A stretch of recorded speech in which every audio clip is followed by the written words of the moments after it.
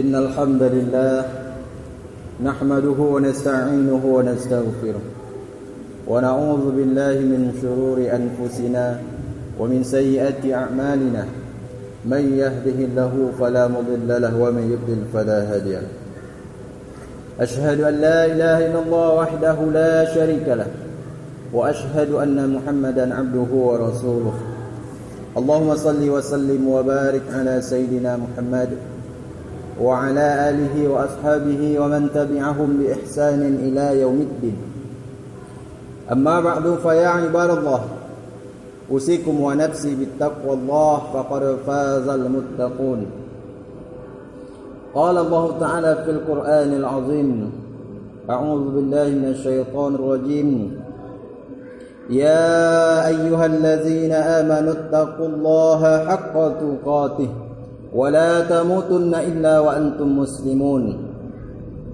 يا أيها الذين آمنوا اتقوا الله وقولوا قولا سديدا يصلح لكم أعمالكم ويغفر لكم ذنوبكم ومن يطع الله ورسوله فقد فاز فوزا عظيما صدق الله العظيم.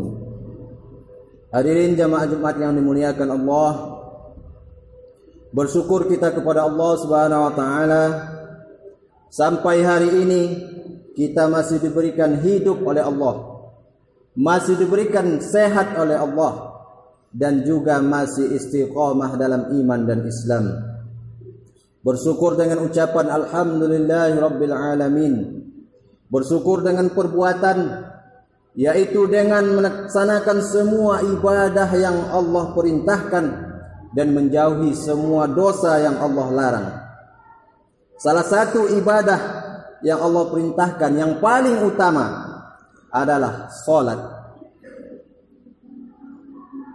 Seluruh perintah dan larangan Allah diturunkan kepada baginda Nabi Muhammad SAW melalui perantara malaikat Jibril. Tapi khusus untuk salat, Allah secara langsung yang memberikannya kepada baginda Nabi. Sebagaimana diabadikan Allah dalam Al-Quran. A'udzu billahi minasyaitonir rajim. Subhanallazi asra bi 'abdihi lailan minal masjidil haram ilal masjidil aqsa.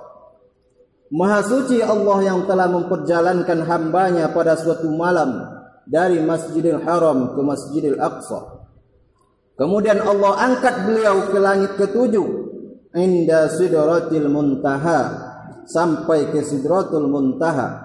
Salah satu misi beliau adalah menerima perintah salat 5 waktu. Hal ini menunjukkan bahwa salat adalah ibadah yang istimewa dan yang paling utama, yang merupakan rukun Islam kedua setelah bersyahadat. Wajib hukumnya bagi setiap muslim, tiangnya agama. Salat menjadi kunci utama diterimanya amal lainnya dan merupakan amal pertama yang akan dihisab pada hari kiamat nanti. Nabi bersabda, "Inna awwala ma yuhasabu bihi al-'abdu yawmal qiyamah min amalihi salatuhu." Sesungguhnya amal pertama yang akan dihisab pada seorang hamba pada hari kiamat adalah salatnya. Namun sayangnya masih banyak di antara orang Islam yang meremehkan perintah salat, menganggap sepele kewajiban salat. Katanya salat bisa nanti karena pekerjaan tak boleh terhenti. Salat bisa ditunda karena perintah atasan lebih utama. Salat bisa ditunggu karena pembeli harus lebih dulu. Padahal sudah Allah ingatkan, fawailul lil musallin, celakalah bagi orang yang salat, allazina hum an salatihim sahun, karena mereka lalai dengan salatnya. Allazina hum yuraun, karena mereka ria dengan salatnya. Maka kaum muslimin, orang yang salat saja belum tentu selamat, apalagi yang tidak salat. Orang Islam yang tidak salat, maka diperselisihkan keislamannya oleh para ulama. Menurut mazhab Imam Hambali, orang yang tidak salat maka dia sudah kafir. Ketika ia mati, maka tidak perlu disolatkan jenazahnya dan jangan dikuburkan di kuburan orang-orang Islam.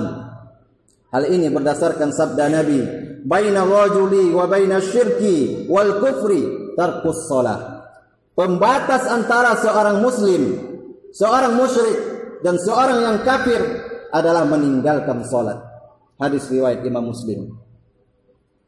Dalam hadis lain, al-ahdul ladzi bainana wa bainahum as-shalah, faman tarakaha faqad kafara.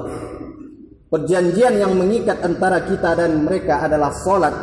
Maka siapa saja yang meninggalkan salat, sungguh ia telah kafir. Hadis riwayat Imam Tirmizi. Dalam mazhab Imam Syafi'i, orang yang meninggalkan salat dengan sengaja memang tidak sampai digolongkan kafir, hanya termasuk orang fasik, tapi itu pun termasuk dosa yang paling besar. Dia disuruh untuk bertaubat dan kembali melakukan salat. Kalau dia tidak mau, maka hukumannya adalah hukuman mati, karena dosa meninggalkan salat lebih besar daripada dosa zina, lebih besar daripada dosa membunuh, yang hukumannya adalah hukuman mati dalam hukum Islam. Jadi tidak main-main. Orang yang tidak salat, maka disediakan untuk mereka satu tempat khusus dalam neraka. Ma salakakum fi saqar? Apa yang menyebabkan kamu masuk ke dalam neraka Saqar? Qalu lam naku minal musallin. Mereka menjawab, dulu kami tidak termasuk orang yang mengerjakan salat. Tapi tetap saja masih banyak orang Islam yang dengan entengnya meninggalkan salat ini. Bahkan hanya karena hal sepele sanggup meninggalkan salat. Padahal lihatlah bagaimana wajibnya perintah salat itu. Orang yang dalam keadaan sakit pun tetap wajib baginya untuk salat. Beda dengan puasa. Kalau orang sakit tak sanggup puasa, maka ia boleh menggantinya di hari yang lain atau dengan membayar fidyah.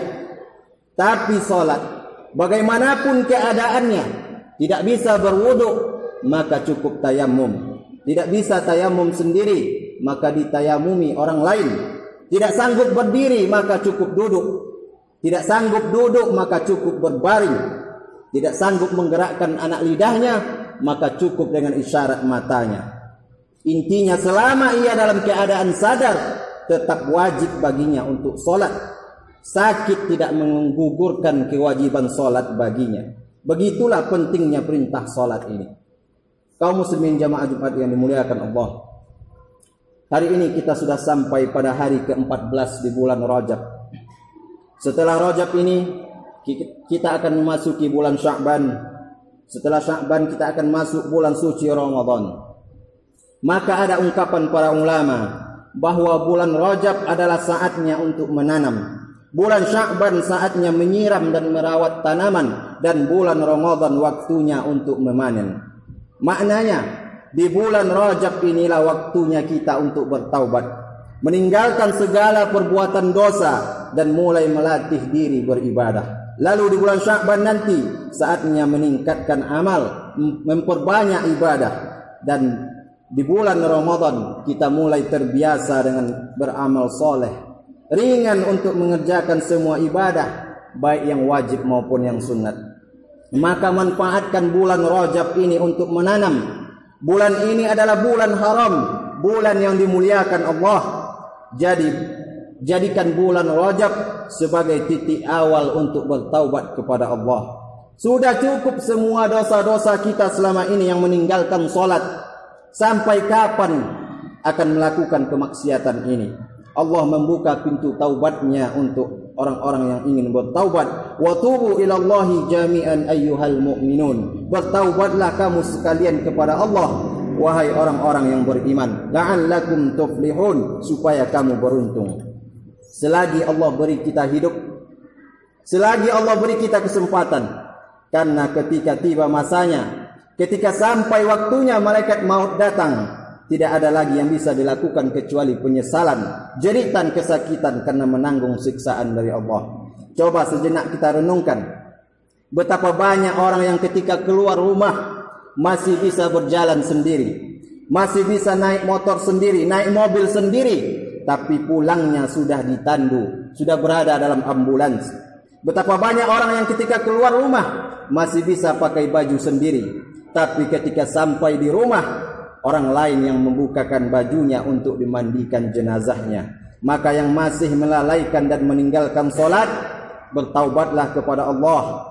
Yang masih meninggalkan solat karena alasan bekerja, karena alasan mencari nafkah, maka ketahuilah bahwa Nabi bersabda, "Inna nafsan la tamuta hatta tastakmila rizquha." Setiap jiwa tidak akan mati sampai ia habiskan semua jatah rezekinya. Berarti selama manusia itu masih hidup, maka Allah jamin rezekinya. Allah sudah sediakan rezeki untuknya. Allah sudah jamin rezekimu, wahai saudaraku. Tetapi surgamu belum. Rezekimu sudah Allah jamin, tapi surgamu belum. Engkau tinggalkan salatmu karena pekerjaan, maka rezekimu tetap akan kau dapatkan sesuai yang Allah takdirkan, tapi surga pasti tak kau dapatkan. Tapi ketika engkau dahulukan salatmu, maka surga akan kau dapat, dan rezekimu juga engkau dapat, bahkan mungkin dilebihkan oleh Allah daripada yang ditakdirkan. Qad aflahal mu'minun. Sungguh beruntung orang-orang yang beriman, allazina hum fi salatihim khashi'un, yaitu orang yang khusyuk dalam salatnya. Maka mulai hari ini jangan sampai ada lagi salat yang ditinggalkan. Adapun salat-salat yang tertinggal di masa lalu, maka para ulama berbeda pendapat apakah wajib diganti atau tidak. Namun mayoritas ulama termasuk imam 4 mazhab berpendapat bahwa salat yang ditinggal dahulu wajib diganti. Yang sudah salat, pelajari lagi apakah sudah benar syarat dan rukunnya. Jangan sampai kita capek-capek salat tapi tidak diterima oleh Allah. Karena Nabi juga pernah bersabda, ada orang yang salat selama 60 tahun tapi satu pun salatnya tidak diterima oleh Allah. Karena salatnya asal-asalan, wudunya tidak betul, rukuknya tidak sempurna, sujudnya tidak sempurna, Al-Fatihahnya tidak tepat. Maka kembali kita belajar dan perbaiki solat kita. Bagi yang sudah solat tapi masih solat di rumah, maka mulailah solat berjamaah 5 waktu di masjid, karena keutamaannya jauh lebih besar dan pahalanya jauh lebih banyak. Dan tak lupa pula kita kerjakan solat-solat sunat untuk menutupi kekurangan-kekurangan solat wajib kita. Mudah-mudahan Allah mengampuni dosa-dosa kita dan menerima seluruh amal ibadah kita, terutama ibadah salat kita. Amin ya rabbal alamin. Aqulu qawli hadza wa astaghfirullahi wa lakum wa lisairil muslimina innahu huwas sami'un alim.